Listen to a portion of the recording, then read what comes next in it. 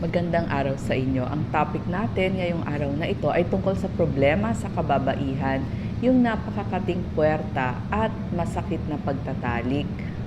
Meron pong mga dahilan bakit napakakati ng puwerta. So ang mangyayari, kakamutin, nagkakaroon ng sugat at may mga dahilan din kung bakit masakit ang pagtatalik. Meron po kasing mga kababaihan na nagtatanong at lumalapit sa akin, lalo na yung mga may edad, sasabihin lang, "Doc, masakit na ho sa amin ang pagtatalik." Dapat po nating ilagay sa ating pag-iisip na may dahilan bakit sumasakit ang pagtatalik. Dapat ho, hindi normal na makaranas ng sakit po sa pagtatalik. So, hanapin ang dahilan, magpagamot sa ating mga OBGYN para mahanap ang treatment o solusyon dun sa inyong problema. May mga pangkaraniwang dahilan na nagdudulot ng pangangati, panunuyo, at masakit na pagtatalik sa babae. Ang number 1 po dito ay yung yeast infection, kung saan makati, mahapdi, at may infeksyon sa puwerta. Ang gamutan dito, vaginal suppository, gumamit ng cotton panty, tapos magpalit ng cotton panty mga 2 o 3 beses sa maghapon kung kailangang dalahin sa inyong trabaho yung cotton panties para makapagpalit, mas mainam po, at saka yung mas maluluwag na damit muna ang ating gagamitin. Pag po kasi may yeast infection, meron po ring discharge na kasama, parang kesong puti. So, dalahin lamang sa ating OBGYN at merong irereseta sa atin. Number 2 na dahilan bakit makati ang puwerta at maaaring magdulot ng masakit na pagtatalik ay yung allergy sa balat. Namumula yung puwerta natin dahil sa paggamit ng mga produkto na maraming pabango. So, nag-allergy yung mga sensitive skin natin kasi sensitive dun sa lugar na iyon. Ang gamutan, itigil yung paggamit ng mga mababangong mga produkto, sabong panlaba, sabon sa katawan natin, tsaka mga lotions. So, kailangan banayad na sabon lamang ang ating gagamitin.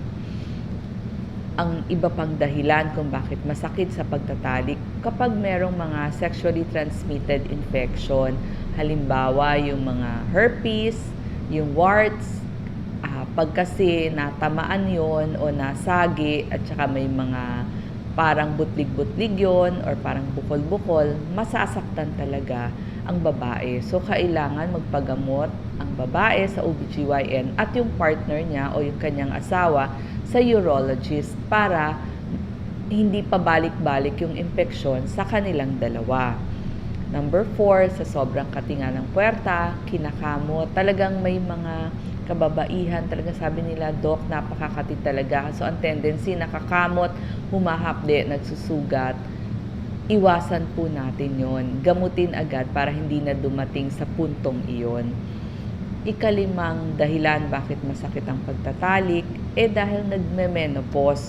Maaaring natural na pagme-menopause dahil sa pag-edad or dahil na operahan kayo ng hysterectomy or tinanggal na yung bahay bata, yung fallopian tube, at yung ovary. Kapag menopause na, sintomas nito, kulang na sa basa o mas tuyo na yung vaginal canal o yung puwerta. So, mas hindi na rin po elastic yung puwerta at nag-atrophy, lumiliit o kumikipot. So, ang gamutan dito, mga water-based lubricants tulad ng KY jelly na nabibili sa ating botika. Sinasabi din na kailangan din ng regular na pagtatalik para mapanatili po yung butas o yung daanan. Kasi pag hindi, mag-atrophy or kikipot. Tapos, kailangan din yun para yung muscle laging malambot at mas elastic. Kasi nga, pag menopause na, hindi na elastic yung muscle dun sa puwerta. Yung mga OBGYN, merong mga estrogen creams na pwedeng ireseta sa inyo.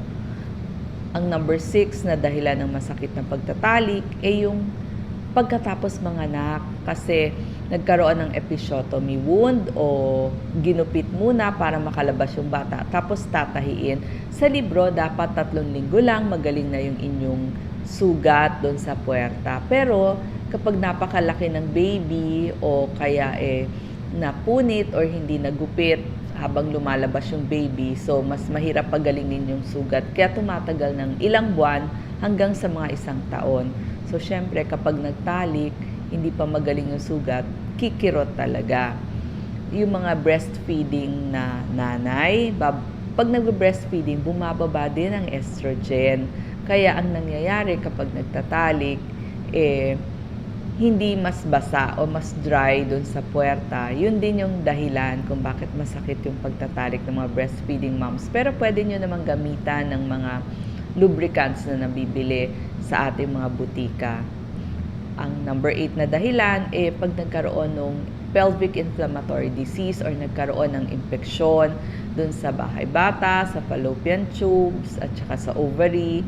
So, bukod sa masakit pa yung puso nila, may pagdurugo pa. So, kapag nag-contact din sila, masakit din. Tapos, meron ding mga psychological na ika-10 dahilan, mga psychological na dahilan kung bakit masakit yung pagtatalik. Lalo na kapag stress ang isang babae. So, kapag stress, sobrang pagod, syempre mas hindi relax yung kanilang muscle, mas matigas yung muscle, so mas hindi elastic. Tsaka syempre problema din yan, kaya kailangan natin ng magkonsulta din sa psychiatrist or psychologist or sex therapist para kung ano man yung mga psychological na problema, mabigyan ng lunas. So, merong mga gamutan in general, nabanggit ko na po kanina, pagdaan natin doon sa mga dahilan. Pero yung masakit na pagtatalik o dyspareunia, meron din yung gamutan in general. Like, kailangan ho natin magpatingin sa ating OBGYN para hanapin ang sakit o ang problema at malunasan, maresetahan kayo o masabihan kayo anong tamang gagawin. Meron din mga lubricants katulad ng KY jelly at iba pa na nabibili sa ating mga butika. Tanungin lang ang ating pharmacist. Kailangan pag nagko-contact, relax din pareho yung magkabilang panig o yung mag-asawa.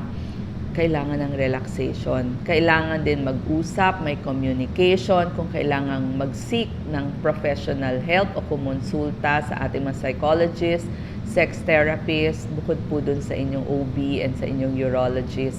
Malaking tulong ito. At bago magtalik, pwede pong mag-warm bath, umiho muna bago magtalik para mas relax dun sa may puson. At kung talagang naging masakit ang pagtatalik, pwede po tayong maglagay ng ice pack para maibsan naman yung kirot. So, ito pong mga ganitong problema kasi pag nagkaroon nga ng pangangati, tapos magiging dry, masakit na pagtatalik, syempre nagkakaroon na ng takot sa pagtatalik yung ating mga kababaihan. So, nagkakaroon ng problema sa mag-asawa. Kailangan ho natin magpatingin sa doktor kasi maraming kababaihan hindi alam ang gagawin or nahihiya pag ito ang topic. Huwag po, may solusyon sa ganitong problema. Sana nakatulong ako sa ating mga women sa ganitong problema. Salamat po.